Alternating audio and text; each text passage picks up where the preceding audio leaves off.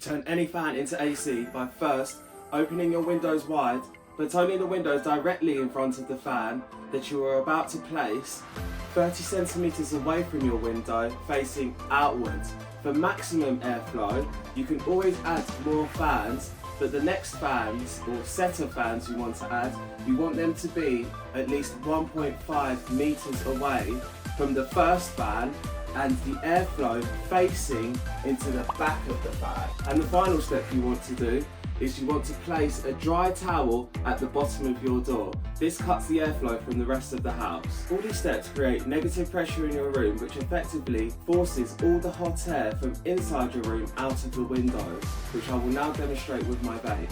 Put scientifically, what is happening here is that you're creating negative pressure in your room, which effectively forces all the hot air out of the window. This is known as the Venturi effect and is a direct application of the Bernoulli's principle. As all the hot air in your room is being pulled out through the fans, a jet stream of cool air is also in turn pulled into your room, which is instantly lowered in temperature as your room temperature further decreases. The more fans you use, increase this power or this suction, inevitably cooling you down even faster. So if you are tired of suckling from the teat of a lactating panda, try this trick and share it with your friends. Don't forget to like, comment, subscribe and follow for more fan content.